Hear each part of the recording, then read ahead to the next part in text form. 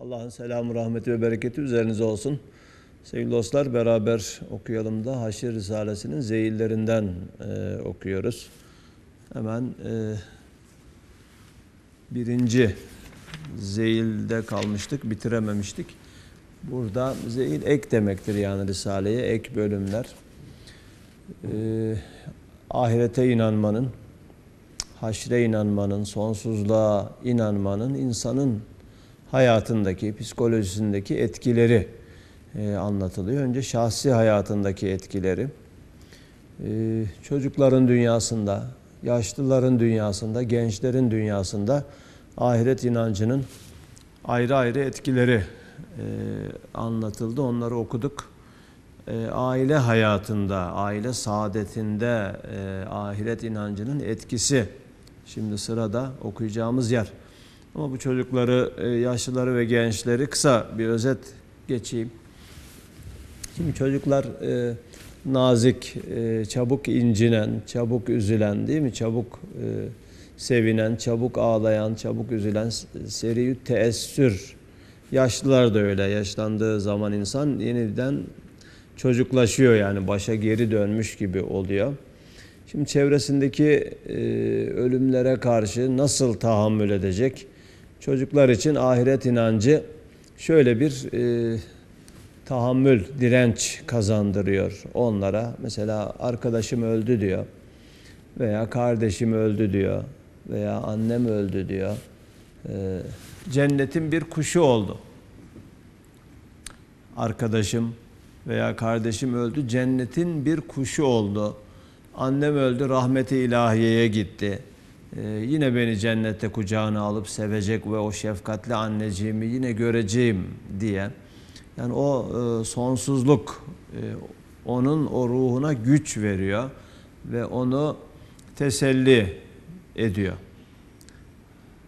Çocuklar için mesela kuşlar gibi uçmak, değil mi? Özenilen, özlenilen, imrenilen şeylerdir. İşte ruhuyla uçtu diyor. Değil mi? Cennet bahçelerinde geziyor diyor. Kuşlar gibi uçuyor diyor. Böyle cennet inancıyla teselli buluyor. Başka türlü de onların teselli edilemeyeceğini okumuştuk. Yaşlılar için ise sonsuzluk inancı, ahiret inancı. Ahirette ebedi gençlik var, güzellik var, mutluluk var. Dünya hayatın bitiyorsa bile yeni bir hayat başlayacak, daha güzel bir hayat başlayacak. Vel ahiretu hayrun ve ebka diye Kur'an'ın birçok yerde bize hatırlattığı gerçek, müthiş bir direnç ve teselli kaynağı oluyor. Yani ahiret daha devamlıdır, daha hayırlıdır hakikati. Onlar için bir sağlam dayanak noktası oluyor. Yoksa gerçekten düşünebiliyor musun? Yani öyle bir hayat yaşamış, dünyada diyelim güzel şeyler bulmuş, sevgiler kazanmış, dostluklar edinmiş. Ama bitiyor, yani her şey bitiyor ve her şey sıfırlanacak, her şey sonlanacak. Bir anda alıştığı, sevdiği, ayrılmak istemediği şeylerden bir anda ayrılacak, yok olup gidecek, her şeyiyle bitecek diye düşündüğünde bu insana dayanılmaz bir ıstırap verir. Yani o insanın cehennemi dünyada başlar. Cehennemi dünyada başlar. Dolayısıyla cennet ve sonsuzluk inancı insanların tesellisidir. Yaşlılar da böyle ahiret inancıyla teselli bulurlar. O son demlerini, hayatın son zamanlarını, değil mi? Böyle bir özlemle, böyle bir ümitle yaşayabilirler, değerlendirebilirler. Gençlerin dünyasında ise biraz yani cennetten çok cehennem etkili oluyor. Çünkü gençler hareketlidir. Bu hareketliliğini insanlığın faydasına kullanması için, zararlı yollara sapmaması için uyarılmaya ihtiyaçları vardır. İşte cehennem bir uyarıdır. Cehennem bir uyarıdır. Şimdi bu işte görüyorsunuz trafik cezaları olmazsa, değil mi?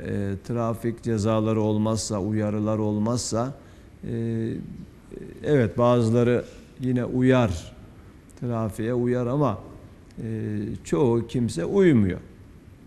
Değil mi? Hız sınırı olan yerlerde yavaşlıyor. Ondan sonra bas gaza git. Veyahut işte kamera olan yerlerle olmayan yerlerin farkını hepimiz biliyoruz. Demek ki insanın, yani nefsimizin, dürüst olalım biz dahil, nefsimizin uyarılmaya ihtiyacı var. Yani o dizginlenmeye ihtiyacı var, kontrol edilmeye ihtiyacı var. Bu cezalar da o kontrolü sağlıyor. Onun için daha çok böyle dünyayı mahvedecek, o kendilerindeki enerjileri yanlış yollarda harcayabilecek gençlere cehennem uyarısı yapmak. Burada ifade ediliyor. Cehennem fikriyle, cehennem düşüncesiyle ancak Kur'an'ın bu cehennem uyarılarıyla o azgın nefisleri dizginlemek mümkün olur. Yoksa dünyayı yaşanmaz hale getirebilirler dendi. Yani bu cehennem tabi bazıları ya hep böyle tamam İslamiyet, Peygamberimiz de öyle tavsiye ediyor. Sevdirin, nefret ettirmeyin, müjde verin efendim. Umutsuzluk uyandırmayın. Dolayısıyla hadislerde de var. Ama cehennemin varlığı da bir hakikat. Kur'an'da böyle dengeli götürülmüş. Yani cennetle insanlar umutlandırıldığı, müjdelendiği kadar cehennemle de uyarılmış.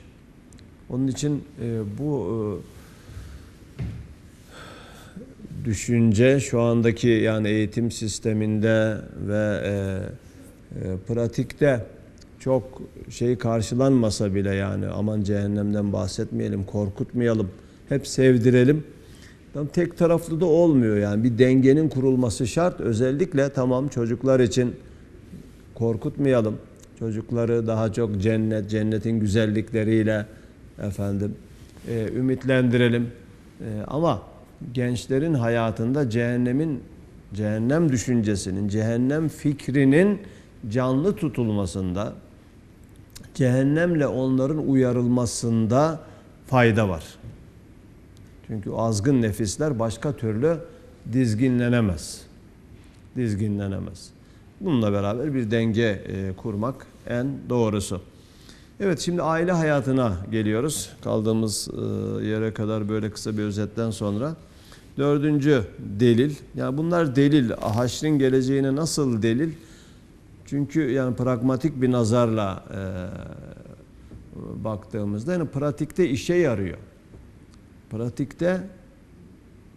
yarıyor.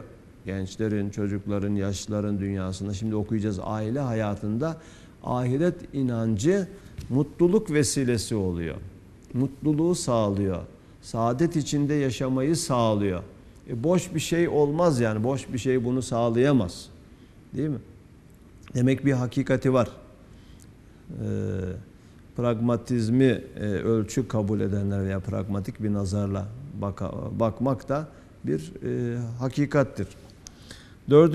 delil, nevi beşerin hayatı dünyeviyesinde en cemiyetli merkez ve en esaslı zemberek, ve dünyevi saadet için bir cennet, bir melce, bir tahassüngah ise aile hayatıdır. Yani çok güzel tavsifler. Demek ki aile hayatı şu anda bozulan, dejenere edilmek istenen aile hayatı dünyadaki cennetimiz olmalı. Sığınak. Yani bütün o dışarıdaki zorluklara, güçlüklere, sıkıntılara, gerilimlere karşılık böyle hani insan değil mi bir gemi denizin dalgalarıyla boğuşur diyelim, böyle fırtınalara yakalanır da böyle bir limana sığınmak ister. Değil mi? Aynı bizim için böyle hayatın dalgaları arasında aile hayatımız bir sığınak. Yani evine geldiği zaman insan o limana girmiş gemi gibi ne yapacak? Huzur bulacak. Evi onun dünyadaki cenneti olacak, olmalı. Mümin için böyle olmalı. Evet, dünyevi saadet için bir cennet, bir melce ve bir tahassüngah aile hayatıdır. Ve herkesin hanesi küçük bir dünyasıdır. Ve o hane ve aile hayatının hayatı ve saadeti ise samimi ve ciddi ve vefadarane hürmet ve hakiki ve şefkatli ve fedakârane merhamet ile olabilir. Demek ki bu vasıflar olmalı aile fertlerinde. Aile hayatının hayatlı olması için, burada dünyevi bir cennete dönmesi için hangi özellikler? Samimi ve ciddi ve vefadarane hürmet ve hakiki ve şefkatli ve fedakârane merhamet ile olabilir. Ve bu hakiki hürmet ve samimi merhamet ise hakiki hürmet ve samimi merhamet ise yani daha çok bunlar tabii her iki tarafta olmakla birlikte şimdi bunlar da tartışılıyor. İşte İstanbul Sözleşmesi filan beklenen İstanbul depreminden daha feci şekilde aileleri sarstı diyen yazarlar var. Görüyorum ben sosyal medyada. Efendim yani bu kadın erkek eşitliği her bakımdan sanki eşitlermiş gibi bir anlayışın empoze edilmesi, feminist bakış açıları maalesef aileyi mahvediyor. Yani eşitlik her zaman adalet değildir. Değil mi? Hukukta eşitlik vardır evet ama diyelim ki erkeğin vazifeleri vardır, kadının vazifeleri vardır. Yani bunlar eşit değildir. Erkeğin yapması gereken şeyler, kadının yapması gereken şeyler, kadına daha çok, erkeğe daha çok düşen durumlar söz konusudur. Burada önce birlikte yani bütün ailede geçerli olan sıfatları zikrettikten sonra özetini ne diyor?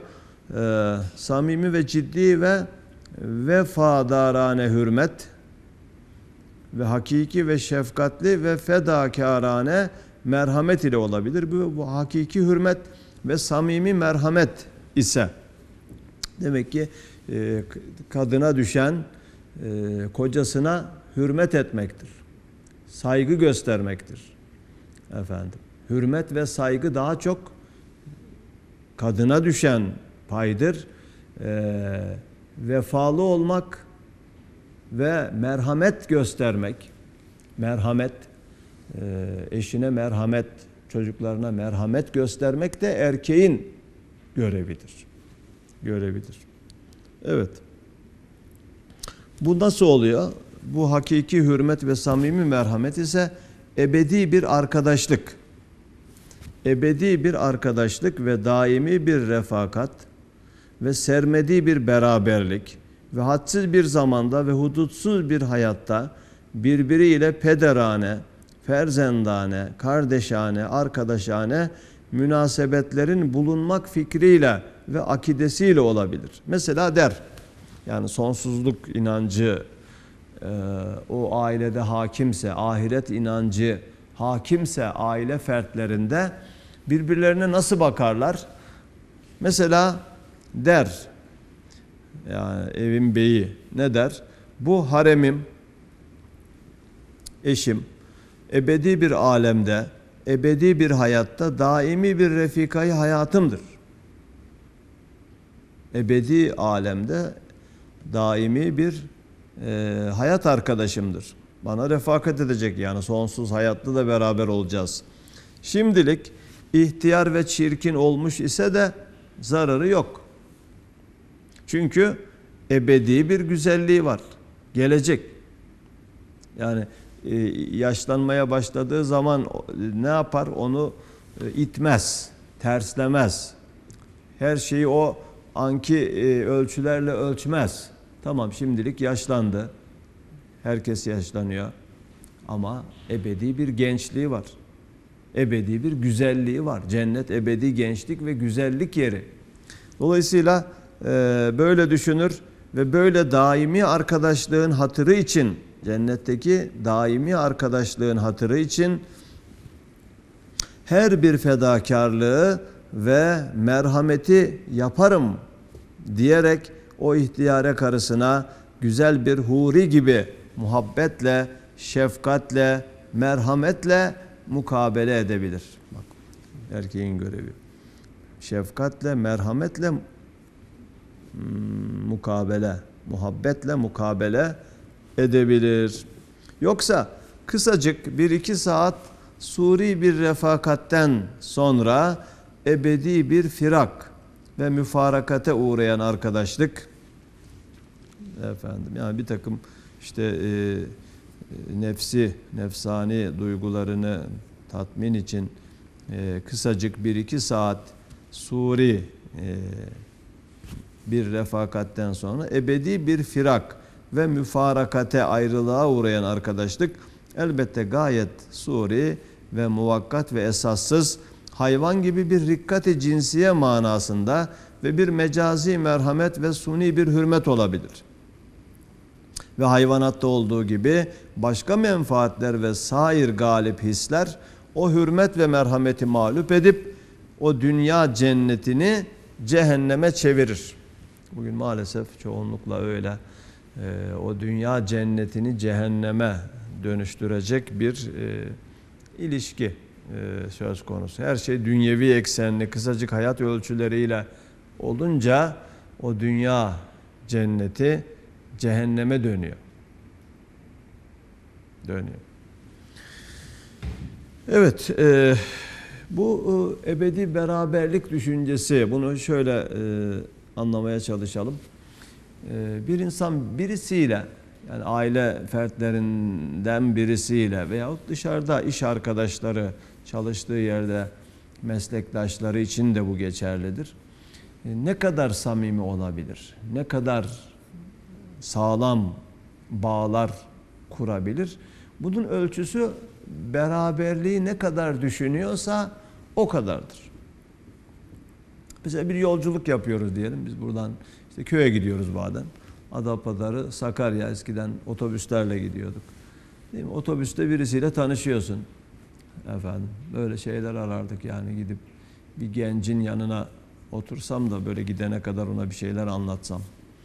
Efendim, paylaşsam, hem yolculuk kolay geçer hem de tebliğ görevini yerine getiririz diye. Hisler inşallah başka şekillerde de olsa hayatımızın sonuna kadar devam eder. Güzel hisler, güzel duygular onlar. Dolayısıyla diyelim birisiyle tanışıyorsun. Koltukların yan yana oturdun. Hemşerim, yolculuk nereye? Nerelisin? Nasılsın? Filan. Tanışıyorsun. Birkaç şey konuşuyorsun. Diyelim 1 saat sonra inecek otobüsten. 1 saat ne konuşabilirsin yani? 1 saatlik bir beraberliğiniz var. Değil mi? Fazla bir samimiyet kurmaya yetmez. Her şey o 1 saatlik beraberliğin ölçüleriyle olur. Ama diyelim çok uzun bir yolculuk yapıyorsun yani. Diyelim Doğu Ekspresi ile, değil mi, Doğu Anadolu'ya yolculuk yapıyorsun. 2-3 gün beraber olacaksın yani böyle. Bu sefer ne olur? Aynı kompardumandasın veya aynı vagondasın. Böyle kimselerle bak, beraberlik süresi uzun olduğu için ufak tefek kusurlara bakılmaz o zaman. Değil mi? Yani bir şey olursa tamam ya, olabilir. Sen canını sıkma. Önemli değil. Biz de yapıyoruz filan diye o küçük kusurlar büyütülmez. Çünkü daha 3 gün berabersin yani, en ufak şeylere takılırsan o beraberlik sıkıntılı geçecek. O beraberliğin hatırı için. Değil mi? Mesela okulda diyelim, aynı okulda çalışıyorsun, beraber mesleğinizi icra ediyorsunuz. Ona göre o daha uzun beraberliğin hatırı için, değil mi, daha sağlam ilişkiler kurulabilir. Veya mizaçlar farklıysa bile birbirini daha güzel idare ederler o kimseler. Demek ki burada ölçü ne? Beraberliğin süresi arttıkça ilişkilerde daha sağlam olabiliyor. Daha sağlam ilişkiler kurulabiliyor. Beraberliğin süresine bağlı olarak. Şimdi ailede de öyle yani. Tamam, iki genç evleniyorlar, hayatlarını birleştiriyorlar bir çatı altında, bir yuva içinde. Bu beraberlik ne kadar? Değil mi? Hani bir yastıkta kocayın deniyor. İyi de sadece dünyadaki beraberlik, dünya hayatı çok uzun değil ki. Değil mi? Bize yeter mi? Bize yeter mi yani? Bazen ben düğünlerde işte konuşma yapıyorlar filan. Soruyorum gelinle damada. Yani nereye kadar yani? Bu bir şarkı var ya, mezara kadar mı, pazara kadar mı? Böyle şakavari. Tabii mezara kadar diyorlar ama peki mezara kadar yeter mi bize? Değil mi? Sevdiğin zaman seni sonsuza kadar seveceğim demiyor musun? Sonsuza kadar seveceğim. Ya sonsuza kadar. Çünkü mezar, belki pazardan önce mezar gelir yani. Bilemezsin ki, garanti yok, elinde senet yok. Efendim. Onun için yani sonsuza kadar sadece dünyada devam edecek, bu hayat boyunca sürecek bir beraberliğin başlangıcı değil. Sonsuz hayatta da devam edecek, cennette de devam edecek ve ölümsüzleşecek bir beraberliğin başlangıcı, evlilik. Böyle bakarsa yani nasıl beraberlik süresi uzadıkça, değil mi, samimiyet artıyordu, bağlar güçleniyordu. Dolayısıyla o aile hayatında mutluluk olur, saadet olur, bağlar güçlü olur. Küçük şeylerden dolayı kavga çıkarılmaz. Değil mi? Küçük meseleler büyütülüp aile kavgası haline getirilmez. Ebedi beraberliğin hatırı için birbirlerine katlanırlar. Allah rızası için birbirlerine yardımcı olurlar. Yani sadece dünyevi ve hayvani ihtiyaçlarını, arzularını tatmin etmek için değil, aynı zamanda sonsuzluğu kazanmak için beraberliklerini böyle sonsuzluk eksenli, Allah rızası eksenli sürdürdüklerinde o beraberlik sağlam olur. Çünkü şey yapar yani, herkes sadece karşısındakini razı etmek için değil, aynı zamanda Allah'ı razı etmenin, sonsuzluğu, cenneti kazanmanın da ancak birbirlerine iyi davranmaktan, haksızlık etmemekten, birbirlerinin haklarına riayet etmekten geçtiğini bilirler. Düşünürler, hakka, hukuka riayet ederler. Değil mi? Kadın kocasına, kocası hanımına, eşine haksızlık etmekten çekinir. Çünkü ahiretini kaybeder, yani kendisi de kaybedecektir. İyilik yaparak kazanılır ahiret, kötülük yaparak kaybedilir. İşte bu düşünceler aile saadeti için çok olmazsa olmaz düşüncelerdir ki ahiret inancı dünya saadetinin, aile saadetinin de temel taşı, kilit taşı olurdu ya, kilit taşı mesabesinde bir inanç oluyor böylece. Evet. Halbuki işte bu olmadığı için dünyada şimdi ne oluyor? Bizde de maalesef aile sarsıntı geçiriyor. Batı'da zaten çoğunlukla aile kalmamış. Değil mi? Böyle gençken, güzelken birbirlerine işte karşı nazik davranıyorlar. Birbirlerini seviyorlar ama gençlikleri ve güzellikleri kaybolmaya başlayınca ona endeksli olan ilgi de başka yerlere kaymaya başlıyor. Bu sefer aileler dağılıyor. Boşanma oranları alabildiğine artmış. Değil mi? Yani Batı medeniyetinde bu var. Herkes kendi çıkarını düşünür. Kendi çıkarı eksenli yaşayınca hayatı böyle problemler çıkıyor. İşte insan insanın kurdudur diyorlar mesela. Batılı düşünürlerin lafları bunlar. Bir kısmı insan insanın kurdudur diyor. Allah Allah. Onu yer yani. Çünkü herkes kendi çıkarını düşünür. Öteki cehennemdir anlayışı var mesela. Sartre'nin, ateist filozof Jean-Paul Sartre'nin. Başkası, öteki cehennemdir diyor. Birbirinin cehennemi oluyorlar bu sefer. Değil mi? Birbirinin cehennemi. Halbuki Kur'an ne diyor? Hemen daha önce okuduk. Bakın burada geçti Rum suresi. Hemen yerinden okuyayım. İyi, güzel bu. Ben o ezbere de biliyorum ama işte ve min ayatihi diye başlayan ayetler okuduk. Rum suresinin başından. Onların hemen üçüncüsü bakın. Efendim. Hatta ve min ayatihi en halakakum min turabin sümme izâ entum beşerun tenteşirun. Sizi topraktan yaratması, sonra insan olarak dünyada yayılmanız onun ayetlerindendir diyor. Ve min ayatihi en halaka lekum min enfusikum. Sizi bir nefisten yaratması da onun ayetlerindendir. Ve min ayatihi en halaka lekum min enfusikum ezvacen. Yani çiftler olarak yaratması. Sonra liteskunu ileyha ve ceale beynekum meveddeten ve rahme. Allah Allah. Yani birbirinize ısınmanız için. Tamam mı? Bak iskan. Liteskunu. İskan da oradan geliyor. İleyha.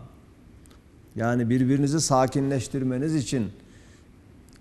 Değil mi? Veya onda eşinde sükunet bulman için.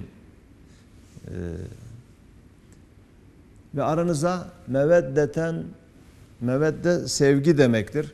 Ve ceale beyneküm meveddeten ve rahme, merhamet ve sevgi koyması onun ayetlerindendir diyor. İnne fî zâlike le âyâtin li kavmin yetefekkerun. Tefekkür eden bir kavim için bunda deliller vardır diyor. Yani insan insanın neyidir? Kurdu değil, cehennemi değil. İnsan insanın ayetidir. Allah Allah. Ya bu dünyada her şey ayet zaten. Allah'ın ayetleri. Kur'an ayeti gibi. Kur'an ayeti. İnsan insanın ayetidir. Yani eşine haksızlık yaptığın zaman Allah'ın ayetini çiğnemiş oluyorsun. Allah'ın ayetindeki mesajı yok saymış oluyorsun. Kim buna cesaret edebilir? Hangi mümin buna cesaret edebilir? Nasıl cesaret edeceksin ya? Değil mi? Allah'ın ayetini satmak. Ve la teşteru bi ayati semenen kalila. Benim ayetlerimi öyle ucuza satmayın diyor. Ucuza satmayın. Allah'ın size vereceği fiyat, değil mi? Ebedi cennet, ebedi mutluluk varken kim bunu verebilir ki? Başka neye satacaksın yani? İnsan insanın ayetidir. Bunu yani ben de şahsen son yıllarda daha iyi anlamaya çalıştım. 40 senelik bir ilahiyatçılık mazimiz var ama öyle başta anlayamıyordum yani. Bunu fazla vurgulanmayan bir şey. İnsan insanın ayetidir. Aslında kainat ayetleri maalesef Müslümanların arasında fazla üzerinde durulan şeyler değil. Çiçeklerde ayet, yıldızlarda ayet, efendim ağaçlar, meyveler, değil mi? Her şey Allah'ın ayetidir. Ayet sözlüğü Kur'an-ı Kerim'de daha çok varlıklar için kullanılıyor. İşte burada ve min ayati diye okuduk ya başlayan. Bak topraktan yaratılmanız. Sonra diyor işte sizin dillerinizin ve renklerinizin farklılığı, göğün üzerinizde direksiz durması. Bunlar hepsi Allah'ın ayetleridir. Kainat Allah'ın kitabı ve her olay, bu dünyada, bu hayatta olan her olay ve yer alan her varlık Allah'ın bir ayetidir. Bunlara tekvini ayet deniyor. Tekvini ayet. Kevn, kainat, kün emriyle yani ol demesiyle olan her şey, olaylar ve varlıklar Allah'ın ayetleridir. Kur'an ayetleri gibi her şeye saygı duyacaksın. Her şeyi seveceksin Allah adına. Yaratılanı hoş gördük, yaratandan ötürü. Hakikatini yaşayacaksın yani. Sadece sözle söylemeyeceksin. Allah'ın ayetlerini okuyacaksın. Yerde, gökte, değil mi? Karada, denizde, gecede, gündüzde ve min ayatihi leylu ven neharu ve şemsu vel kamer. Gece gündüz güneş ay Allah onun ayetlerindendir. Ve ayetun lehum enna hamelna zurriyetehum fil fulkil meşhun. Dolu gemilerin denizde gitmeleri onun ayetlerindendir. Bak çünkü o suyun kaldırma kuvvetini biz koymadık suya. Onun ayeti.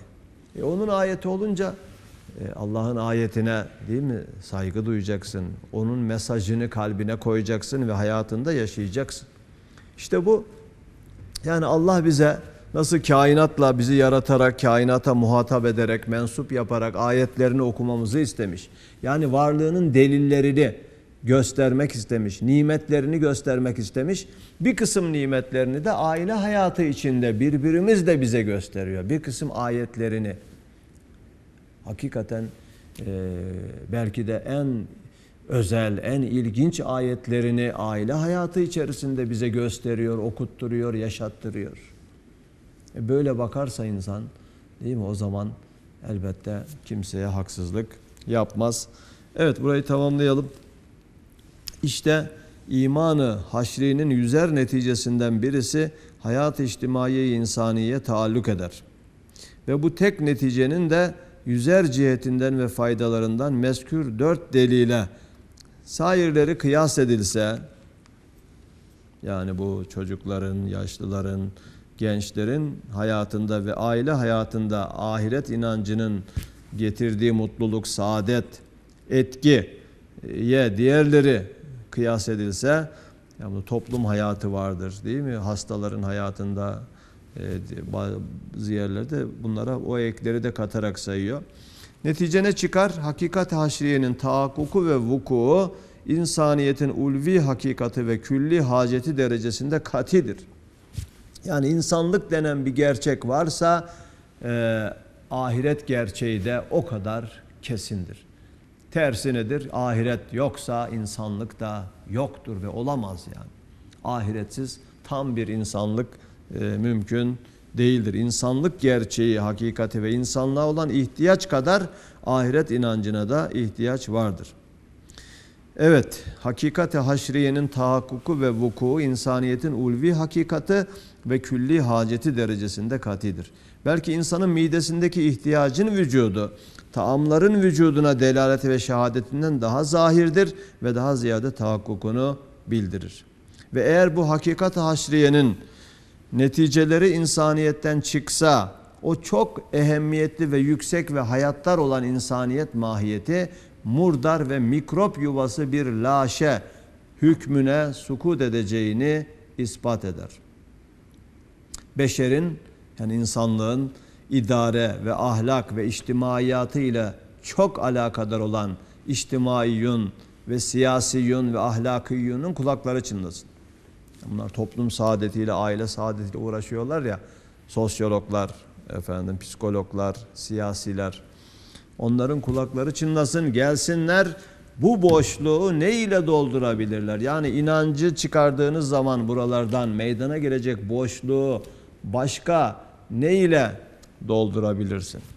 Ve bu derin yaraları ne ile tedavi edebilirler diye bir soruyla bitiriyor.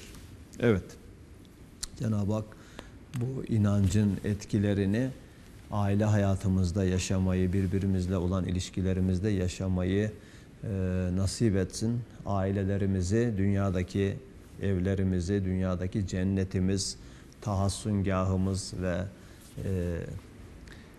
mutluluk yuvamız yapsın inşallah. Evet, burada noktalıyorum.